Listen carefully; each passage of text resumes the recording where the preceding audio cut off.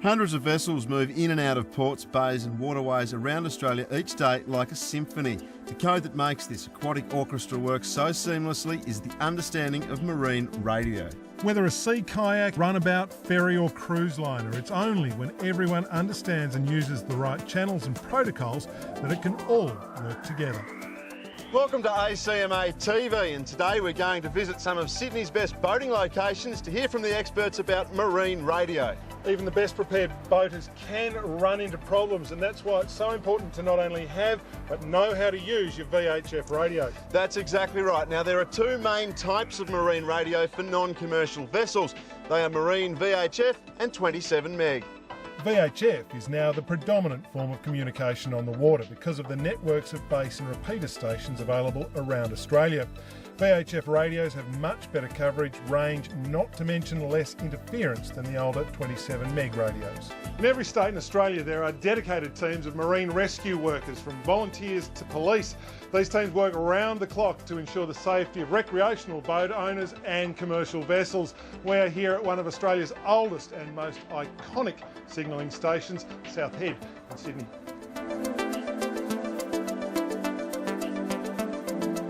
So Greg, how important is it to use VHF radio when we're out on the water? It's very important to use VHF radio when you're out on the water. It's for your safety. You should do a radio check before you go out. You should listen for weather and warnings. Priority warnings are broadcast immediately. Routine forecast generally every 2 hours from Marine Rescue. You should listen in case there's a call for help on VHF 16, and if you get into trouble, call for help on VHF channel 16. Earlier this year, while on a typical fishing expedition, Peter was caught out when a strong southerly wind picked up. Knowing this part of the harbour well, Peter decided it was best to find a more sheltered spot to fish until the wind died down.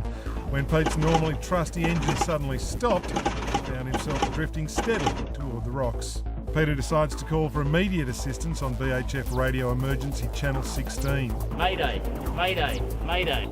This is Pete's boat, Pete's boat, Pete's boat. Mayday, Pete's boat. Inside North Head at Old Man's Hat. About 100 metres from the rocks. Strong wind blowing me towards the rocks. Engine has died and won't start. 2 persons on board. 5 metre silver. Runabout. I need immediate help. Over. At South Head, one operator takes down all the details while the other places are called to the water police and the nearest rescue boat. Marine Rescue radio back to Peter. Mayday, Pete's boat, Pete's boat, Pete's boat. This is Marine Rescue Port Jackson. Marine Rescue Port Jackson, Marine Rescue Port Jackson. Received Mayday, confirming your position at Old Man's Hat, 100 metres from the rocks and 2 people on board. Please make sure you have the life jackets on and put out your anchor. Rescue vessels are nearby and will be there as soon as possible. Stay on this channel, over. Peter replies, still on the emergency channel 16. Mayday, Marine Rescue, this is Pete's boat. Pete's boat. Position and person on board correct. I will put out the anchor. Over. Marine Rescue Port Jackson, having now spotted the distressed vessel through the binoculars to confirm the position, puts out a call to all nearby vessels. Mayday relay, Mayday relay, Mayday relay. All ships near North Head, all ships near North Head. This is Marine Rescue Port Jackson. Marine Rescue Port Jackson. Mayday relay, Pete's boat. Silver 5 metre runabout being blown toward the rocks at Old Man's Hat. Position south 33 degrees 49.3. East 151 degrees 15.4. 2 people on board. Any vessel able to assist, please call Marine Rescue Port Jackson on this channel and advise your position and the assistance available. Over. Meanwhile, the water police and a marine rescue vessel have been dispatched at high speed. Pete's boat, this is Marine Rescue Middle Harbour 30. We have received your mayday and are proceeding to your location at all haste. Out.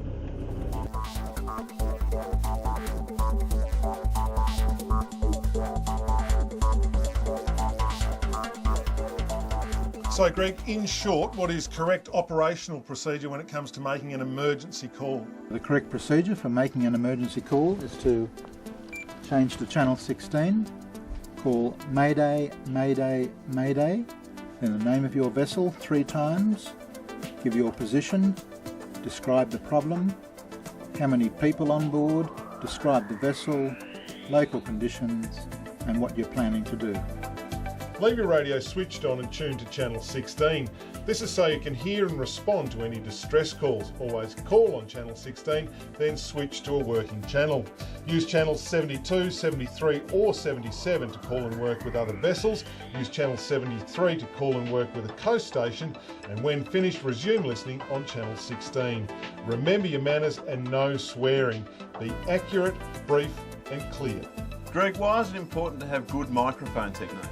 It is important to have good microphone technique to convey your message clearly.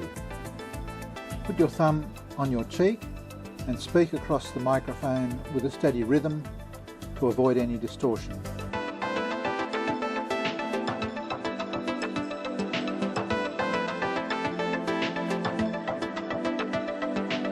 Now, what are the things you need to think about with your marine radio, things you can check before you go out to sea? Okay, the three main things that you want to check before you head out to sea. The first one would be the radio unit itself and the handset.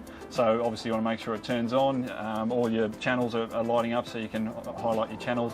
You also want to make sure a lot of boats are exposed to salt spray, things like that when they're out, so they can corrode, they can get a little salt build up, things like that. So you want to make sure when you're finished for the day you clean it off so next time it will be free of corrosion. The second one is your aerial. You want to make sure that it's actually attached to your boat. People take them off for storage, put them in garages, things like that. So make sure your aerial's on, it's attached, it's elevated, free of any obstruction. And the other thing about aerials, they can become flaky from UV, sun effects, things like that, salt. So you want to make sure it's not flaky or crumbly, it's in good condition. And lastly, your battery. You want to make sure that it's fully charged because obviously the radio's not going to work without a charged battery. Some people like to have a separate battery bank purely for their radios as an extra safety sort of consideration. They believe that, if everything else fails, your electronics, that's fine. You've got the extra battery there purely for your radio for that emergency situation if it arises. Thanks for watching ACMA TV. Now remember, next time you're on the water, use your marine radio to log on with local rescue services. And jump on the ACMA website for your copy of the VHF handbook.